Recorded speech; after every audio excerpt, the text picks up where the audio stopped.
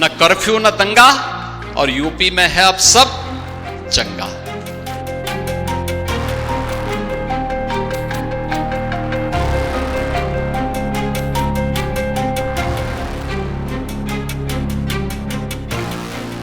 भारत को और भारत की संस्कृति को समझना है तो एक ऋषि है और दूसरी कृषि है।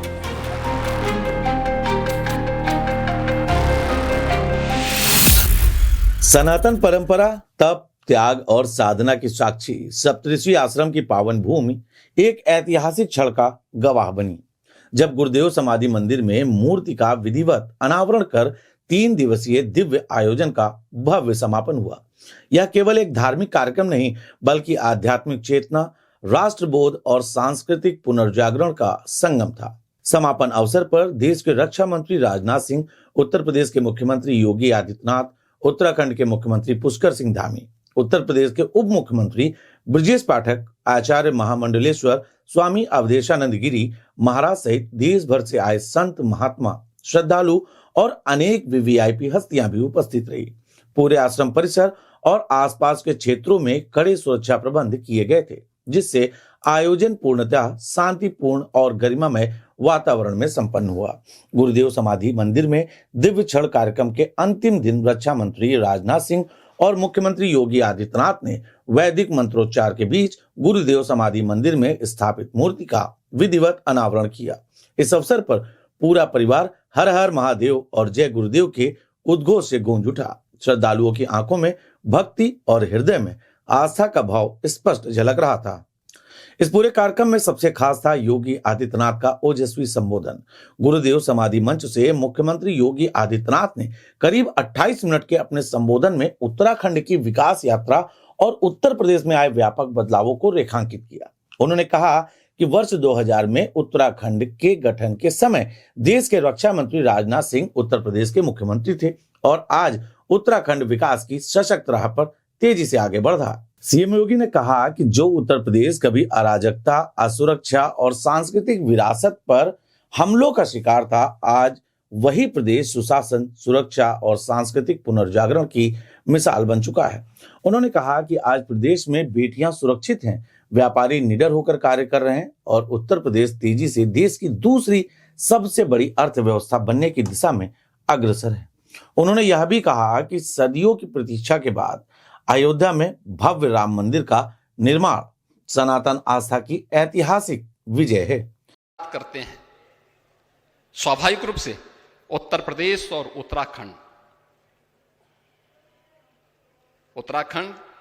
का निर्माण हमारे आज के आदरणीय रक्षा मंत्री जी ने ही 2000 में किया था, जब वो उत्तर प्रदेश के मुख्यमंत्री थे। उत्तराखंड ने तब से विकास की एक लंबी यात्रा तय की है। विकास की उस यात्रा में उत्तराखंड निरंतर आगे बढ़ा है। लेकिन उत्तर प्रदेश के अंदर आप देख सकते हैं, जब विरासत को कोसा जाता था, अपमानित किया जाता था, लांछित किया जाता था, जब राम भक्तों पर गोलियां चलती थी, जब राम भक्त अपमानित होता था, तो अपमान राम भक्त का नहीं होता था, भारत की विरासत का होता था, भारत के आध्यात्मिक मूल्यों का होता था। परिणाम क्या था? उत्तर प्रदेश अराजकता का अड्डा बन गया था, लूट का अड्डा बन गया था, दंगों के आग में झुलसता था, गुंडागर्दी चरम पर। न बेटी सुरक्षित थी, न व्यापारी सुरक्षित था। विरासत का सम्मान हुआ, बेटी भी सुरक्षित हो गई, व्यापारी भी सुरक्षित हो गया। उत्तर प्रदेश देश की नंबर 2 की अर्थव्यवस्था के रूप में आज धमाके से अपनी यात्रा को आगे बढ़ा रहा है। कोई सोचता था 500 वर्षों के बाद अयोध्या में राम मंदिर का निर्माण हो पाएगा? आज भव्य राम मंदिर बन गया, भव्य राम मंदिर। मान्य दिनेश जी बैठे हैं, भव्य राम मंदिर बन गया। अभी यहां मेरे पूज्य स्वामी अवधेशानंद गिरी जी महाराज से चर्चा हो रही थी। मैं उनका आभारी हूं, माघ मेले की शुरुआत में उनकी शुभेच्छा प्राप्त हुई थी। महाकुंभ के अवसर पर भी उन्होंने एक अभिभावक के रूप में वहां पर खड़े होकर के पूरे आयोजन को निर्विघ्न संपन्न कराने में पूरी ताकत के साथ आगे बढ़े थे। संतों का मार्गदर्शन ही राष्ट्र की सबसे बड़ी दिशा है, यह कहना है देश के रक्षा मंत्री राजनाथ सिंह का।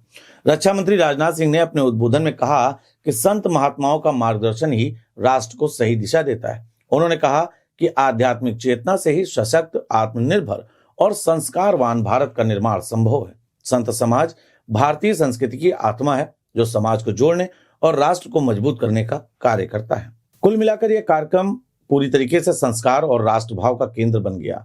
आचार्य महामंडलेश्वर स्वामी अवधेशानंद गिरी महाराज ने कहा कि गुरुदेव की समाधि और मूर्ति का अनावरण केवल एक धार्मिक अनुष्ठान नहीं, बल्कि यह समाज में संस्कार, एकता और राष्ट्रभाव को सुदृढ़ करने का माध्यम है। उन्होंने कहा कि गुरुदेव का जीवन स्वयं एक प्रेरणा है, जो आने वाली पीढ़ियों को धर्म, सेवा और राष्ट्रभक्ति का मार्ग दिखाता रहेगा। भारत की संस्कृति दो जगह ही संरक्षित है, अभिरक्षित है, सुरक्षित है। अगर भारत को और भारत की संस्कृति को समझना है तो यह एक ऋषि है और दूसरी कृषि है। कृषि आधारित ये देश और ऋषि आधारित देश अक्षुण है, सनातन है।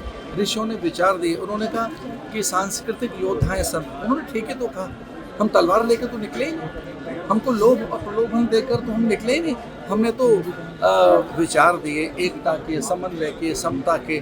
हमने गीत गाए पूरे विश्व के कल्याण के। तो माननीय योगी जी, आदरणीय रक्षा मंत्री राजनाथ सिंह जी ने ये कहा है कि मंदिरों से जो विचार गए, मठों से और आश्रमों से जो विचार गए, उसी के कारण पूरे विश्व में हम आज बढ़ रहे हैं। आज भारत चौथी ताकत है आर्थिक तौर पर। पहला अमेरिका, दूसरा चाइना, तीसरा रशिया और चौथे हम हैं। आज ये वो कह कर गए कि आने वाले लगभग 5-6 महीने में कदाचित रूस पीछे होगा और हम भारत तीसरी ताकत होगा। कहीं भारत का कोई नाम नहीं लेता था। मैं पिछले 40 साल से विदेश जा रहा हूँ। मैं जानता हूँ कि जो हमारे सहयोगी जाते रहे, उन्हें किस प्रकार से वीज़ा की कठिनाइयाँ रही हैं, लेकिन आज भारत का सब जगह स्वागत किया जा रहा है। सामरिक नीति हो, हमारी टेक्नोलॉजी हो, आर्टिफिशियल इंटेलिजेंस हो, हमारी अभियांत्रिकी हो, हमारे चिकित्सा उपकरण हो, और इससे बड़ी बात क्या होगी कि मुस्लिम देशों में योग किया जा रहा है। इससे बड़ी बात क्या हो सकती है कि पूरे संसार भर में आयुर्वेद का प्रचार हुआ है। ये सब हुआ है मठ मंदिरों के कारण, युवा ऋषि मुनियों के कारण। आज भारत माता का सर्वत्र जो यशोगान है, मैं तीसरे योग दिवस पर बुलाया गया था यूएन के द्वारा। 144 देशों ने वहाँ एक साथ बैठकर योग किया। उनमें से अधिकांश ज्यूइश थे, क्रिश्चियंस थे, मुस्लिम भाई थे। उन्होंने कहा जी भारत ने हमें योग नहीं, निरोगता का मंत्र दिया है। जो लोग योग कर रहे हैं भारत के द्वारा, भारत के विचार के द्वारा, मैं माननीय प्रधानमंत्री जी का अत्यंत आभारी हूँ।